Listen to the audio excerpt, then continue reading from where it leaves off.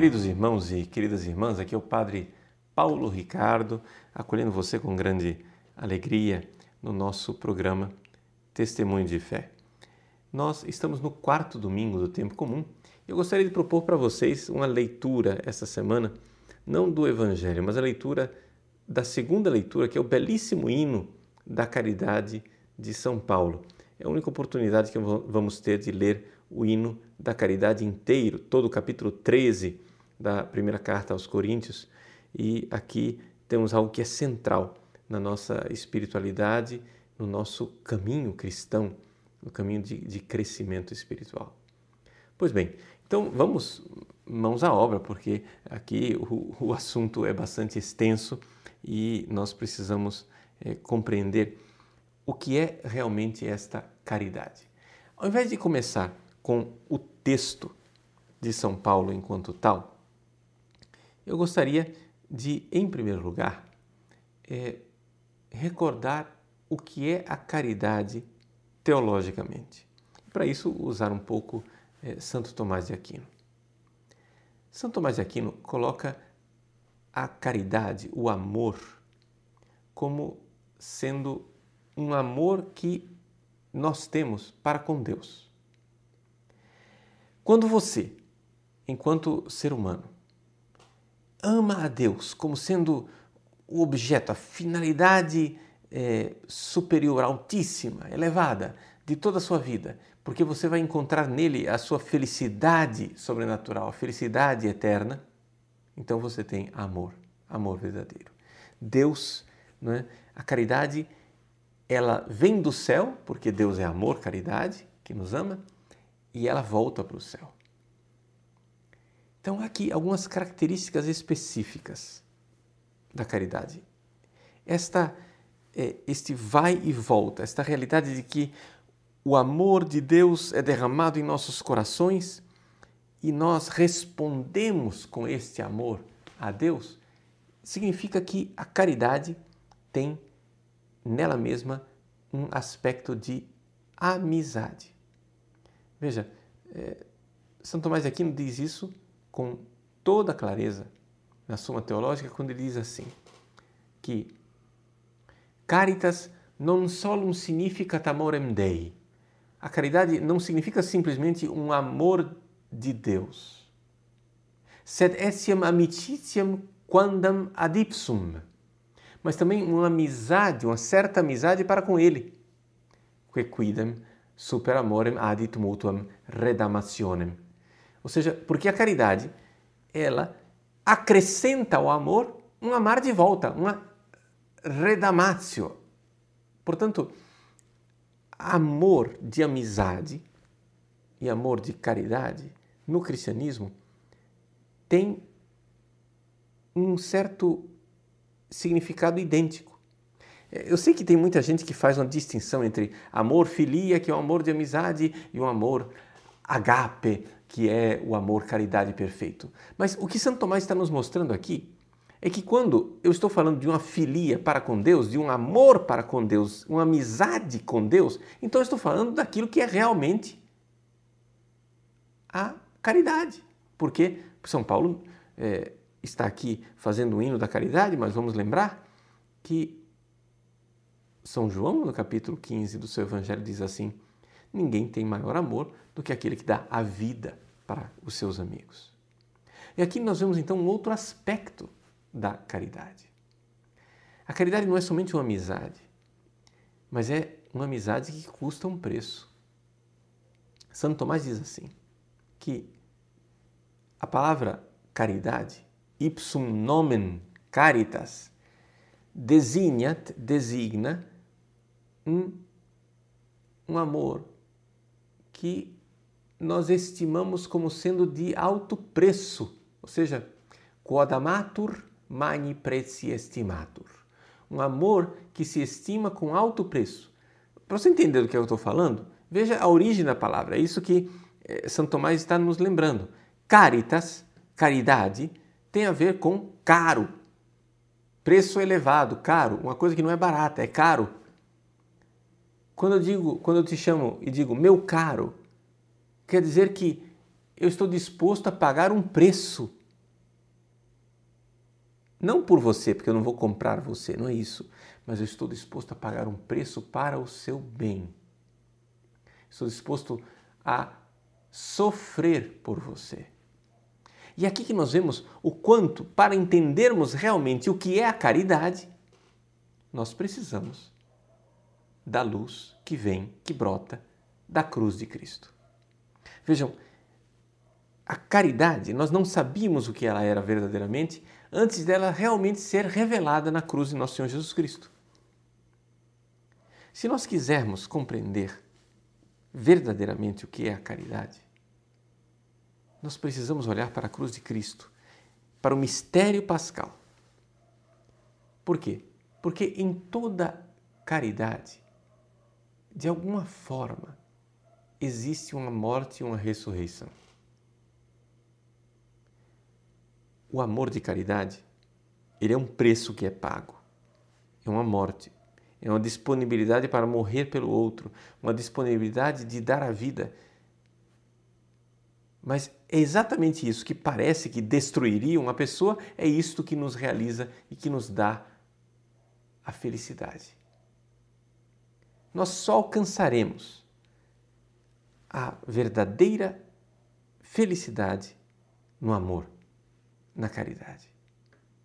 Então vejam que a chave de leitura para nós lermos este capítulo 13 de São Paulo é exatamente o mistério da Páscoa.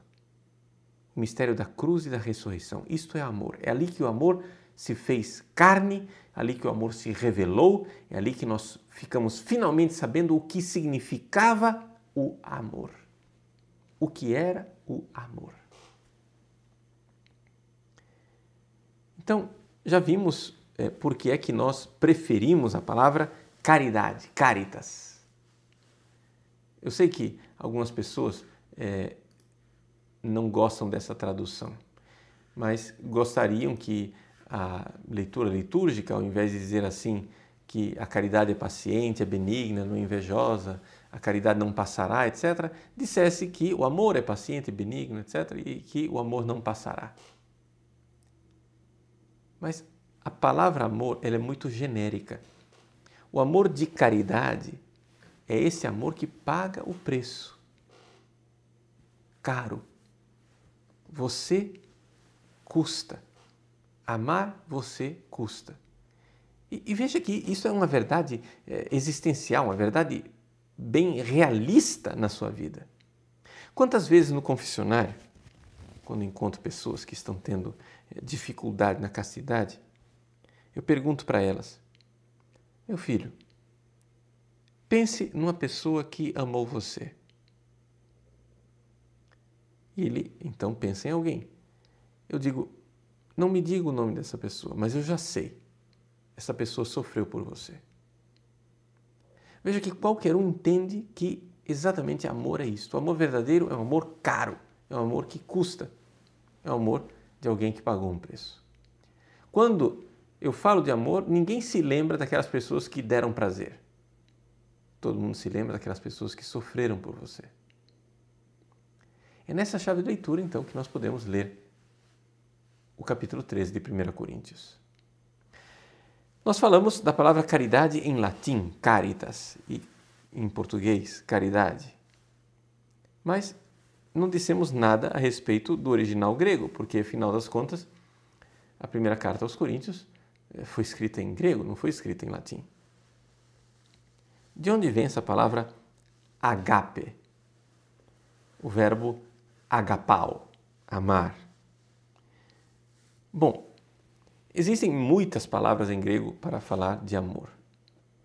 E é interessante que o judaísmo, no Antigo Testamento, com a tradução dos 70, e os cristãos escolheram para expressar o amor divino, Hesed, no Antigo Testamento, e o amor cristão, né, o amor de Cristo, o amor de Deus, manifestado na morte de Cristo na cruz, manifestado na sua paixão, escolheram a palavra agape. Escolheram, na verdade, a palavra mais, digamos, insossa, sem grande expressão. Talvez exatamente porque é uma palavra que podia ser modelada facilmente. Mas a palavra agape, no seu sentido original, né, nós poderíamos dizer que ela significa eu gosto de você, eu quero bem, eu tenho uma simpatia por você. Só que essa palavra, que significa tão pouco, que é tão vazia, foi sendo usada até mesmo na literatura pagã para designar um amor de condescendência expressado pela divindade, por Deus. Ou seja, quando Deus elegia uma pessoa, quando Deus escolhia uma pessoa, ele se rebaixava àquela pessoa, ao nível daquela pessoa, mostrando a sua preferência. Eu prefiro você, eu gosto de você, eu quero você, eu elejo você. Era esse o significado, digamos assim, que tomou o verbo agapao, amar, e a palavra agape na literatura grega. Exatamente aqui nós vemos também como esse verbo exatamente é usado para Jesus. Não sei se vocês se lembram, algumas semanas atrás nós celebrávamos o batismo do Senhor.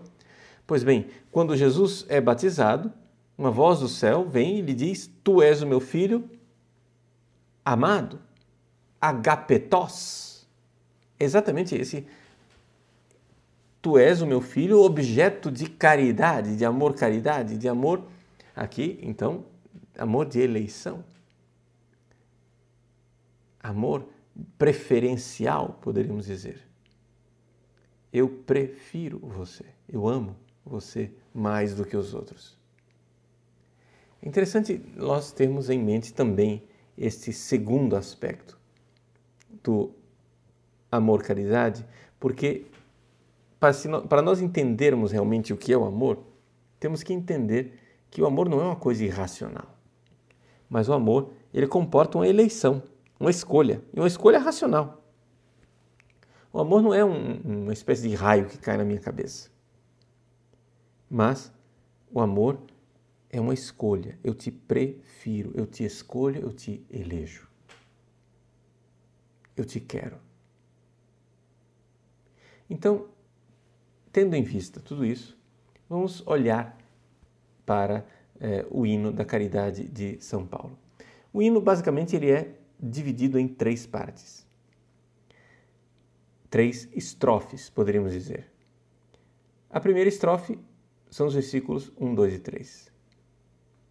Nesses versículos 1, 2 e 3, São Paulo mostra o que seria uma pessoa com todas as qualidades humanas e espirituais, com dons carismáticos e virtudes, porém vazia de amor.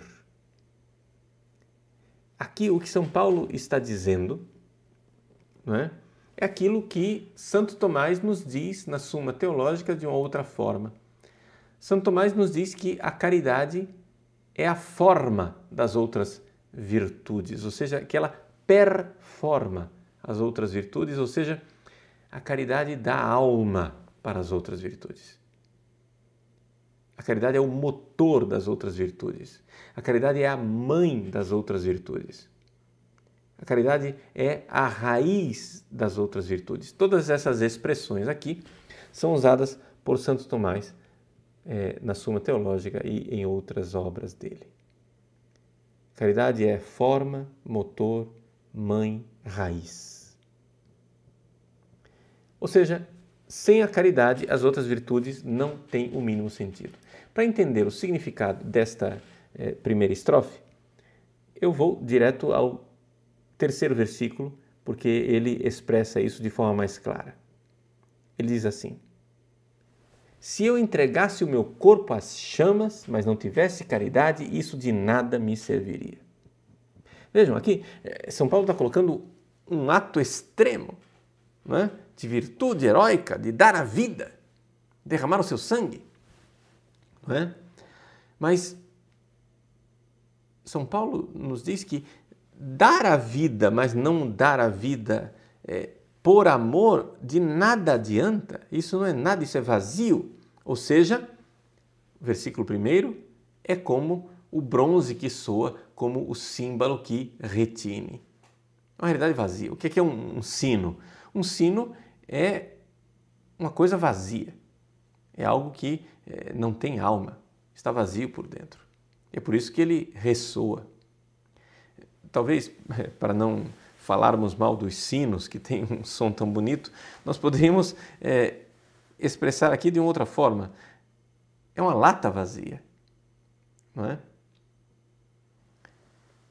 Um professor que eu conheço que gosta muito de estudar o filósofo ateu Martin Heidegger, ele gosta de lembrar aquilo que Heidegger chamava de Gerede.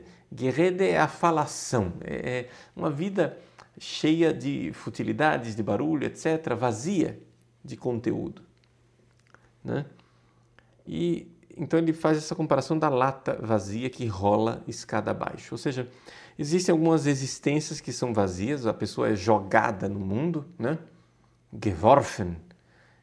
Nesse mundo ela é jogada e rola escada abaixo, fazendo barulho. Mas o problema é o seguinte, meu irmão, se a sua vida é assim, barulhenta, se você é uma lata vazia rolando escada abaixo, saiba de uma coisa, um dia a escada acaba. Não é? Essa é a grande dificuldade de ser vazio de amor. No fundo, você termina sendo vazio de sentido de vida. Lembremos que a caridade, o amor cristão, ele tem exatamente essa característica de dar um sentido a toda a minha vida. Quando Santo Tomás nos diz que a caridade performa as outras virtudes, é porque eu começo a fazer tudo por amor a Deus. Até o amor ao irmão eu amo por amor a Deus. Eu amo o meu irmão por amor a Deus. Ou seja, eu coloco tudo naquela finalidade última que é Deus. Eu tenho esse olhar para o céu, para a transcendência, para o outro mundo. E é isso que nos diz a terceira estrofe do hino da caridade. A terceira estrofe, que é o versículo de 8 a 13, diz que a caridade nunca acabará. Ou seja, a caridade seria o dom, a virtude escatológica por excelência. A última frase, versículo 13, diz, né, que atualmente permanecem essas três coisas, fé, esperança e caridade, mas a maior delas é a caridade. Por quê? Porque a caridade não passa. A fé nós ainda temos aqui, nesse mundo, porque andamos às apalpadelas. A esperança ainda temos nesse mundo, por quê? Porque nós ainda estamos esperando a salvação. Mas quando chegarmos lá no céu não vai ter nem fé e nem esperança. Quando chegarmos no céu vai ter o quê? Amor. Porque Deus é amor. Isso não passa. Essa caridade não irá passar. Então, se nós olharmos, viver a vida baseado na caridade, é viver a vida olhando para o céu. Mas isso não quer dizer que a gente não vá fazer algo aqui na Terra. Não, é exatamente isso. Ou seja, tendo esse ponto fixo, tendo os olhos fixos em Deus e colocando nele a finalidade da nossa vida, aí nós podemos então amar as outras pessoas. E aí vem a segunda estrofe do hino, que eu deixei para comentar por último, porque a segunda estrofe é que fala das virtudes práticas, que é o versículo de 4 a 7. Os versículos de 4 a 7 é uma espécie de flor em que a caridade é decomposta nas suas várias pétalas. São Paulo apresenta 15 pétalas, 15 características, né, da caridade. Então quer dizer o seguinte, o meu amor para com Deus, ele se manifesta no amor ao próximo nestas realidades bem concretas aqui. Portanto, ter os olhos fixos em Deus não é tirar os pés do chão, né? É olhos fixos em Deus, os pés no chão e os braços e as mãos abertas para servir o nosso próximo, o nosso irmão. Essa é a característica da caridade, né? Eu aprendi essa frase com o nosso arcebispo daqui de Cuiabá, Dom Milton. Ele diz, né, olhos em Deus, pés no chão e braços e mãos abertos para servir a quem mais necessita. Não existe, talvez, descrição mais completa da caridade, exatamente porque aqui nós temos uma cruz, né? A parte de cima da cruz, os olhos em Deus. A parte de baixo da cruz, os pés no chão, fincado na realidade. E os braços e mãos abertas, né? É o travessão da cruz, é abrir nossa vida para o irmão. Muito bem. Então aqui vem as várias virtudes, que eu poderia aqui comentar bem rapidamente, porque é evidente que não temos todo o tempo do mundo. Ele começa dizendo que a caridade é paciente, macrothumei. O que quer dizer isso? A caridade tem essa macrotimia, quer dizer que ela é alta, é elevada. Macrotimia quer dizer uma alma grande. Diríamos na linguagem latina, aquila non capit muscas. A águia não come moscas, ela come só animais maiores. Quem é caridoso não fica perdendo tempo com picuinhas, com bobagenzinhas, criando intrigas por pequenas coisas. Não, cobre tudo com véus de caridade, deixe estar e vamos abraçar aquilo que é grande, aquilo que é importante, né?